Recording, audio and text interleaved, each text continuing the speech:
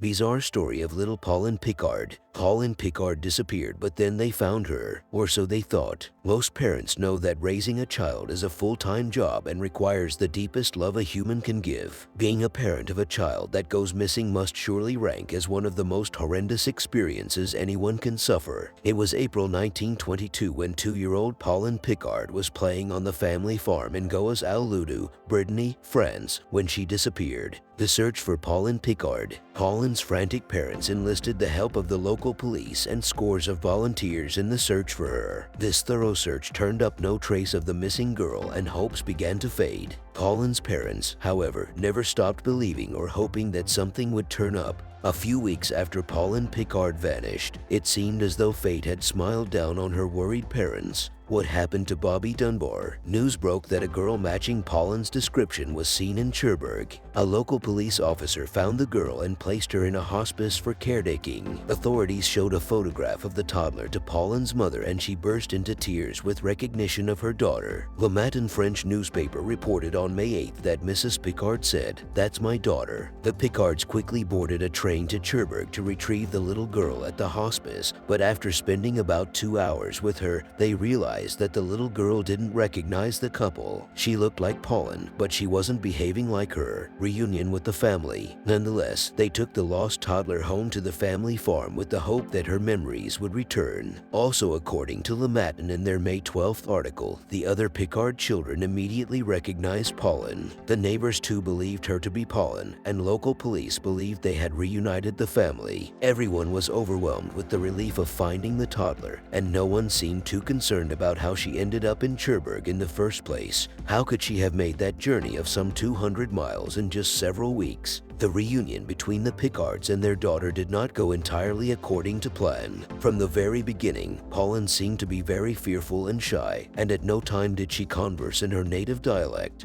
Her parents attributed these discrepancies as trauma and largely ignored them for several more weeks. At one point, the Picards reported that Pauline was becoming herself again and seemed to remember the farm. However, the more time the family spent together, the more the Picards were uncertain if it was really their daughter. Discovery of a little body. On May 27th, Le Petit Parisien reported that a cyclist had found the body of a little girl about 800 meters from the Picard farm. The body was badly decomposed and the hands, feet, and head were missing. Next to the body were neatly folded clothes. Pauline's mother indicated that the clothes were the ones Pauline had on when she disappeared. Interestingly, the body was in a place that investigators searched multiple times during the initial investigation of Pauline Picard's disappearance. Residents also indicated that they passed that exact spot numerous times and had never seen a body there. They speculated that someone must have placed the body there rather recently. The same article reported that a local farmer by the name of Yves Martin, who had gone raving mad, asked the Picards if they had found little Pauline. When they said they had, he asked if they were sure if it was her. Then he made a comment that he was guilty and then he left with a crazy look in his eyes. Also on May 27th, Le Matin reported that investigators had found a head near the body. Subsequently, they determined that it was too large to belong to the small body. Unexplained mysteries and questions. At that point, there was a little girl who looked like Pauline Picard but didn't act like Pauline living with the Picards. Nearly a kilometer away from the farm, a cyclist found the body of a little girl with Pauline's clothing lying nearby. The most identifying parts of the body, the hands, feet, and head, were missing, while the parts animals mostly attack first were still intact. A strange skull found near the body was not hers. Furthermore, a crazy farmer had stated that he was guilty, but of what was anyone's guess? There are still so many questions. Many of the townsfolk believed that Pauline was still alive somewhere. Assuming that this is true, then who was the little girl that had wandered Cherbourg alone? And why didn't her real parents ever claim her? How could the Picard family and neighbors identify the girl as Pauline?